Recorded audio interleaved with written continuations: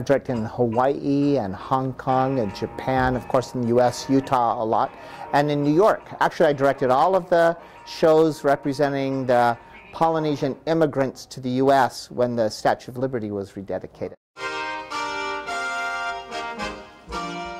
I love doing it, but you know, education's been my first love for the last, wow, I haven't directed anything for 16 years.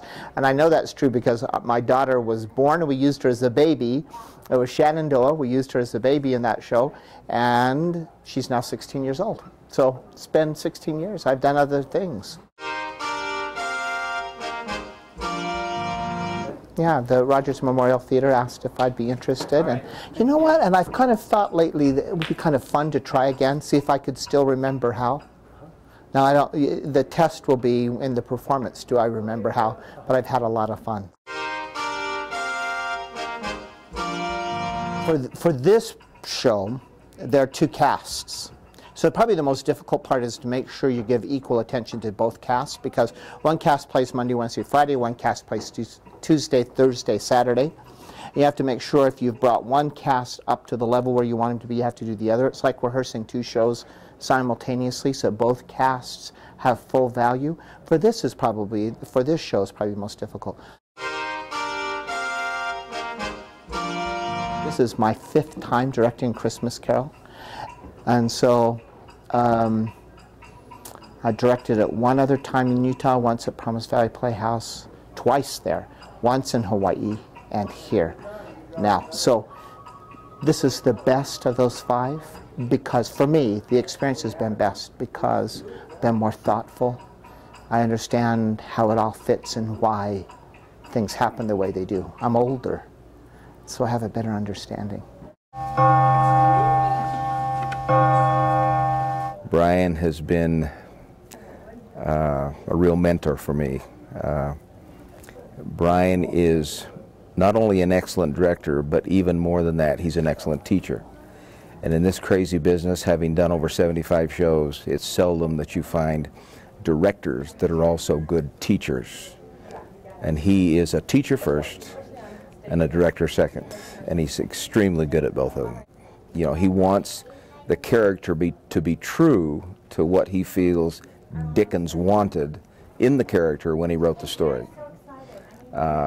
And he's very good at getting the characterization of a character that he wants, because he's a teacher. You know, he just doesn't move you around stage. He teaches you how to get what he wants, and ultimately what you want as a performer. He's tried to bring the pages of the book to life on stage, and so he's talked about the social classes, what they were going through during the time, the history, so that people could get more intimately involved with who they are and who they're trying to represent on stage. I actually play 3 roles. I play Jolly Good, who is kind of an upper-class gentleman who's out trying to solicit funds from Scrooge to help the poor and the destitute. Kind of what I do on a daily basis in my regular job, but I actually get to do it on stage. My other role I play is a party goer in the early 1800s, and then I actually get to play the ghost of Christmas Yet to Come. I auditioned for pretty much anything that would fit my age and character type, but I didn't really consider myself a Fezziwig type, because I'm a little more shy, really, than I appear. But I think when I auditioned, Bryan and Joan and the rest of the casting committee saw that there was potential for a real loopy person. So I've had fun discovering that, you know, that extroverted party lady. It's been fun. What's been really great about working with Bryan is that he's taken so much time to educate us as a cast as to what's going on, as to what's been going on in at the time of Dickens, and also in our process of discovering our characters. So there's been a lot of education, and for so many of us that's been really valuable to know how to approach our characters and the time and understanding what it is we're doing. Because if there's no understanding, it can't come off. It can't come across to the audience as being real. When I found out that I was going to be stage managing for Bryan, of course I was intimidated because it's the superintendent. The interaction I've had with Bryan has been at graduations because at Beaumont I'm in charge of running the graduation. And so of course he comes to our graduations and he's been there for that. But when I found that out, I just laughed hysterically because I'm just like, that's my life. That's how it happens. It's a lot of fun, and Bryan is amazing to work with.